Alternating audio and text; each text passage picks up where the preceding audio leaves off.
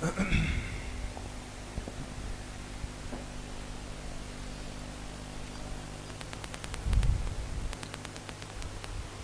اللہ الرحمن الرحیم۔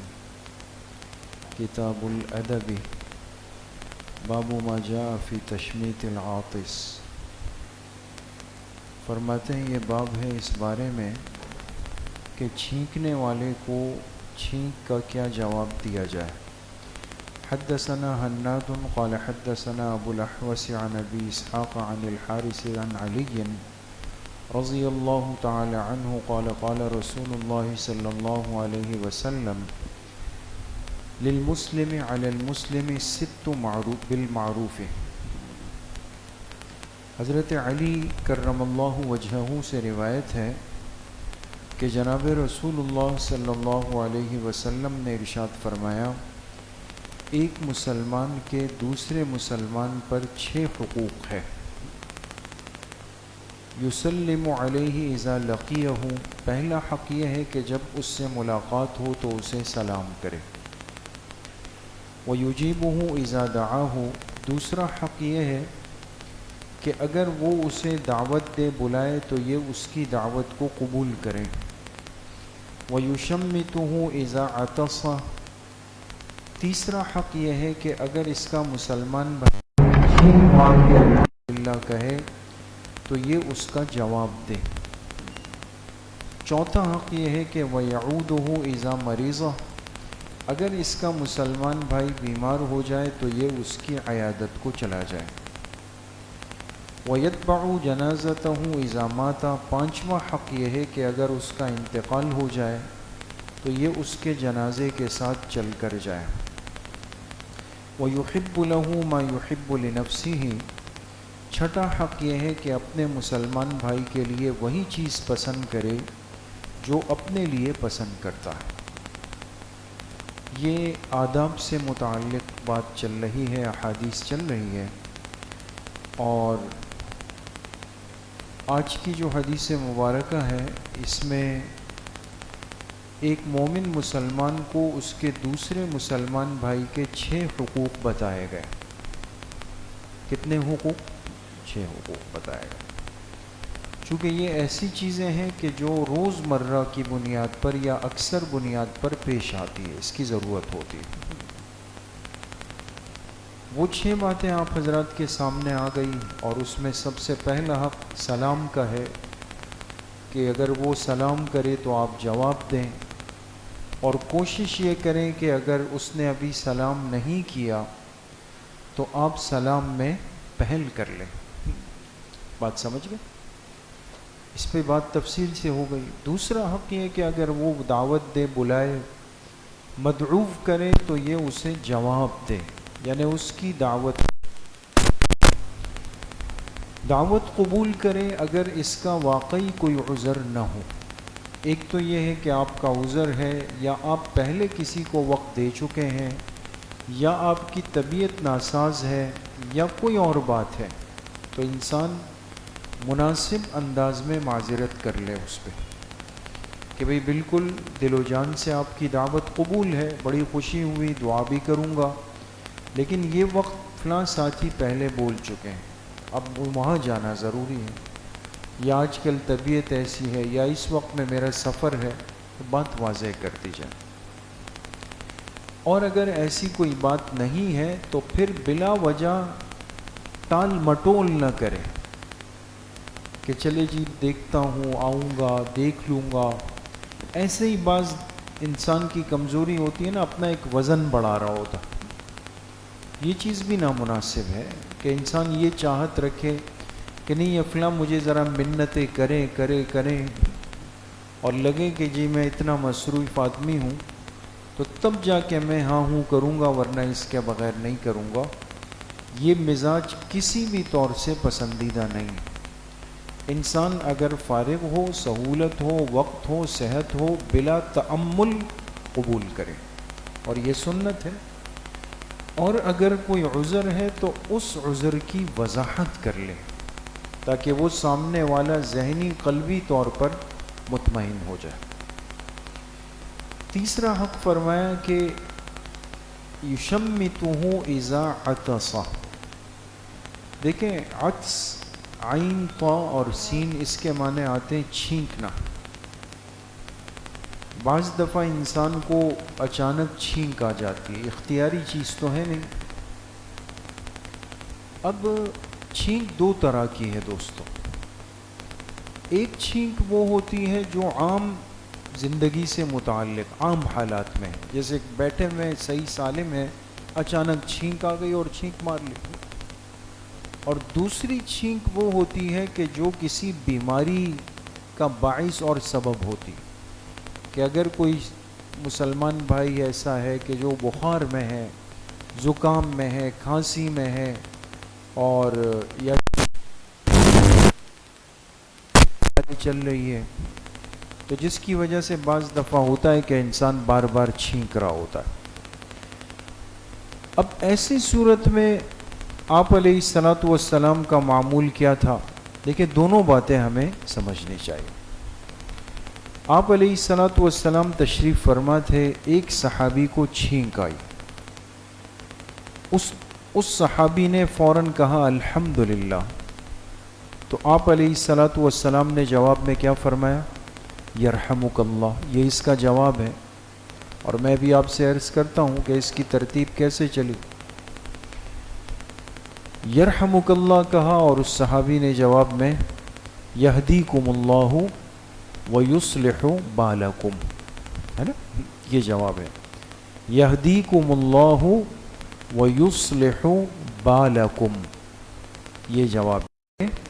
تو اگر ہمیں یہ کلمہ یاد ہو تو یہ کہہ دیں. علماء اس طرح مجلس میں تیسری مرتبہ کوئی چھینکتا ہے فوراً تو کہتے ہیں انت مسکوم، تاکہ حدیث سامنے آ جائے، آپ کو زکام ہے. بات سمجھ میں؟ اور اگر یہ جملہ یاد نہیں ہے یا ذہن سے نکل جائے تو ایسی صورت میں ہم پر اب جواب دینا لازم نہیں رہا. ہم 2 مرتبہ تک اس کا ساتھ دیں گے، اس کے بعد تیسری مرتبہ میں اگر ہم رک جائیں تو اس میں کوئی حرج بھی نہیں ہو. بات سمجھ گئے دوستو؟ یہ تو ایک صورت. دوسری صورت یہ ہے کہ بیمار نہیں ہے، نہ مستقل چھینکیں ہیں، نہ چھینکوں کا دورہ ہے، بلکہ 1 یا 2 مرتبہ چھینک آ گئی. ایسی صورت میں حکم یہی ہے کہ جو چھینکنے والا ہے اس کو چاہیے کہ چھینکنے کے وقت سب سے پہلا کام تو کیا کرے؟ آواز کو پست کرنے کی کوشش کرے. یہ آداب بھی سیکھنے چاہیے. چھینکنے کا یہ مطلب نہیں ہے کہ پورا کمرہ ہلا دینا ضروری ہے، نہیں، بلکہ فقہاء نے لکھا اگر جیب میں کوئی کپڑا ہے، رومال ہے، ٹیشو پیپر ہے، اس کو فوراً منہ کے قریب کر دیں. کیوں؟ آواز پست کرنی ہے، اور چھینکنے کے ساتھ جو منہ سے لعاب کے ذرات نکلتے ہیں اس سے کسی اور کو تکلیف نہ ہو جائے. برابر والے کے جسم پہ یا کپڑوں پہ یا خود اپنے کپڑوں پہ ایک برا منظر ہوتا ہے، تو ایسا نہیں کرنا ہے. 2 باتیں. تیسری بات یہ ہے کہ یہ چھینکنے کے وقت انسان کے چہرے کی حیت بدل جاتی ہے، عجیب سی بن جاتی ہے. یعنی اب خود تو ہم نہیں دیکھ سکتے اپنے آپ کو چھینکنے کے وقت، لیکن سامنے والا دیکھ رہا ہوتا ہے. اب کتنا بھی خوبصورت وجیح بندہ ہو، لیکن جب وہ چھینکتا ہے تو چہرے کے جو تاثرات اور کیفیات اور حدود 4 ہے وہ بڑے عجیب ہو جاتے ہیں. یعنی انسان عجیب سا لگتا ہے. اسی لیے اللہ پاک نے اس فعل میں وقت بہت مختصر رکھا، بہت کم رکھا. تو وہ جو چہرے میں تھوڑی سی عجیب سی کیفیت آئی تھی وہ فوراً چلی گئی. بات سمجھ گئے؟ ہم نے مشکات المصابیح جو حدیث کی بڑی کتاب ہے، ہمارے استاد صاحب تھے حضرت مفتی عبد المجید دین پوری صاحب شہید رحمۃ اللہ علیہ، اللہ پاک حضرت استاد صاحب کے درجات بلند فرمائے. بہت بڑے انسان تھے. انہوں نے یہ نقطہ بیان فرمایا، استاد صاحب نے بیان فرمایا کہ اس میں ایک حکمت یہ بھی ہے. یہ جو ہمیں کہا گیا نا ہم فوراً کیا کہیں؟ الحمدللہ، کہ اللہ آپ کا شکر ہے. فرمایا اس کی وجہ یہ ہے کہ چھینکنے کے وقت چہرہ بہت عجیب کیفیت میں ہو جاتا ہے. انسان سوچے تھوڑی دیر کے لیے کہ اگر یہ کیفیت اللہ روک دے تو میں کیا کر سکتا ہوں؟ میں تو کچھ بھی نہیں کر سکوں گا، ساری زندگی ایسے بدنما چہرے کے ساتھ جاؤں گا. لیکن اللہ کی مہربان ذات نے وہ چند لمحوں میں اس چہرے کو دوبارہ اس کیفیت میں لوٹا دیا، تو ہم پر لازم ہے کہ فوراً کیا کہیں؟ الحمدللہ، کہ اللہ آپ کا شکر ہے. بات سمجھ گئے؟ تو اس لیے ایک تو کسی رومال سے، کپڑے سے چھینک کو دبانے کی، پست کرنے کی کوشش، روکنا نہیں. دیکھیں غور کیجئے گا، آواز دبانا مقصود ہے. چھینک کو روکنے سے اطباء کہتے ہیں، میڈیکل کہتی ہے، بیماریاں اندر رہ جاتی ہیں، اور چھینکنے کے ساتھ بہت سارے امراض جسم سے خارج ہو جاتے ہیں. بہت بڑی نعمت ہے، جبھی تو الحمدللہ کا کلمہ سکھایا گیا. تو انسان آواز کو دبائے، چھینکنے کے ذرات کسی اور کی طرف نہ جائیں. اور اگر کوئی چیز نہیں ہو انسان کے پاس تو پھر چہرے کو جھکا دے اس طرح، ہاتھ کے ذریعے سے اس کو روکنے کی، آواز کو روکنے کی کوشش کرے تاکہ کسی اور کو تکلیف نہ ہو جائے اس کے اندر. بات سمجھ گئے دوست؟ تیسری بات یہ ہے کہ یہ جو چھینکنے کا جواب ہے نا، یہ سنت آپ علیہ الصلاۃ والسلام سے شروع نہیں ہوئی، بلکہ اس کو فطرت میں شمار کیا گیا. اور ترمذی شریف کے اندر یہ بات لکھی ہے کہ سب سے پہلی چھینک وہ کن کو آئی؟ آدم علیہ الصلاۃ والسلام. آدم علیہ الصلاۃ والسلام کو سب سے پہلے چھینک آئی. تو اللہ پاک نے ان کو ایک شعور دیا تھا، ایک علم، سمجھ اور فہم دیا تھا. وہ سمجھ گئے کہ چھینک پر کم وقت گزرا اور جسم سے کوئی چیز نکلی تو یہ اللہ کی کوئی نعمت ہے. تو انہوں نے فوراً اس پر الحمدللہ فرمایا. اب جب آدم علیہ الصلاۃ والسلام تھے تو اس وقت تو کوئی اور موجود نہیں تھا نا. سب سے پہلے انسان کون ہے اس کائنات کے؟ آدم علیہ السلام. تو ان کے الحمدللہ کے جواب میں یرحمک اللہ کس نے فرمایا؟ اللہ پاک نے فرمایا. اللہ پاک نے فرمایا. اسی لیے یہاں محدثین نے بڑا عجیب جملہ لکھا کہ یرحمک اللہ کہنا حقیقت میں اللہ پاک کے اخلاق کو اختیار کرنا ہے. ایک تو انسانی اخلاق ہوتے ہیں، اللہ کی شان کے لائق جو اخلاق ہوں گے وہ تو ہم تصور بھی نہیں کر سکتے. لیکن انسانیت کو ایک تعلیم ملی کہ اگر تمہارے سامنے کسی کو چھینک آئے، ممکن ہے وہ تم سے مرتبے میں، عمر میں، علم میں، ہر چیز میں کم ہوگا. یہ کبھی مت سوچنا کہ میں اس کو کیوں جواب دوں، یہ تو میرے جوڑ کا ہی نہیں ہے. نہیں. آدم علیہ السلام کی چھینک الحمدللہ کا جواب کس نے ارشاد فرمایا؟ اللہ پاک نے یرحمک اللہ فرمایا. اسی لیے ان کلمات کو فطرت انسانی میں شمار کیا گیا. تو ہمیں یہ کلمات سیکھنے بھی چاہیے، اور چھینک آ جائے تو فوراً اس پر الحمدللہ کہنی چاہیے. سن لے تو اس کو یرحمک اللہ کہنا چاہیے، اور یرحمک اللہ کے جواب میں اس سامنے والے کو کیا کہنا چاہیے؟ یہدیکم اللہ ویصلح بالکم. سمجھ گئے؟ یہدیکم اللہ ویصلح بالکم. اللہ آپ کو ہدایت پر رکھے اور آپ کی حالت کی اصلاح فرمائے. کتنی خوبصورت دعائیں ہیں اس کے اندر. تو بہرحال ان 6 حقوق کے اندر ایک تیسرا حق یہ بھی ہے، اور چونکہ حدیث کا جو اصل موضوع ہے آج کا وہ یہی چھینک سے متعلق ہے، تو ہم حضور علیہ الصلاۃ والسلام کی ان مبارک سنتوں کو اور طریقوں کو سیکھیں بھی اور اس کو اپنے عمل میں بھی لائیں. اللہ پاک صحیح عمل کی توفیق نصیب فرمائے. ایک چھوٹی سی بات ساتھیوں سے عرض کرنی ہے. آج پیر کا دن ہے، اور کل کون سا دن ہے؟ منگل کا، اور پرسوں بدھ کا دن ہے. بدھ کے دن ہم نے عشاء کے بعد چھوٹی سی مسجد میں ایک مجلس رکھی ہے قرات اور حمد و نعت کی. اس عنوان سے ایک مجلس رکھی ہے، بابرکت مجلس ہے، چونکہ بدھ کا دن ہمارے گشت کا دن بھی ہے ہفتہ وار، تو اس بدھ کو صرف انشاءاللہ ہم عصر کی نماز کے بعد آداب گشت بیان کریں گے، پھر گشت کریں گے۔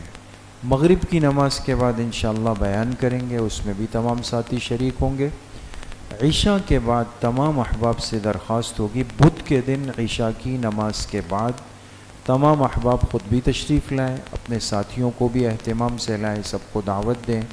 انشاءاللہ ایک خوبصورت مجلس ہم نے اس سال منعقد کی ہے، اور پھر ماہ مبارک کا جوڑ بھی ہے، تو انشاءاللہ مزید انوارات اور برکات کا باعث بنے گی۔ کون کون آئے گا انشاءاللہ؟ سب آئیں گے انشاءاللہ۔ اللہ پاک مجھے بھی آپ سب کو صحیح عمل کی توفیق نصیب فرمائے۔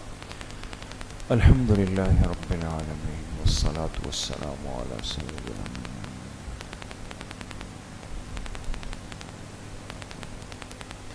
ہمارے ایک قریبی ساتھی کے چچا بیمار ہیں، اور جو موذی مرض ہے اس میں مبتلا ہے، بہت زیادہ تکلیف میں ہے۔ دعا فرمائے اللہ پاک ان کے چچا کو صحت سلامتی اور عافیت نصیب فرمائے۔ یہ موذی مرض جتنا بھی بڑا ہوئے، اللہ آپ کے حکم کے تابع ہیں، آپ کے حکم سے اللہ پاک اس مرض کو جڑ سے ختم فرمائے۔ جتنے بیمار گھروں میں ہیں، اسپتالوں میں ہیں، جن امراض کے اندر مبتلا ہے، جسم کے جس حصے میں یا اللہ جو تکلیف ہے، جو عضو ہمارا کمزور ہوتا جا رہا ہے، یا اللہ فضل فرما کر ہمیں صحت سلامتی عافیت اور تادیر برکتوں والی زندگی نصیب فرما دے۔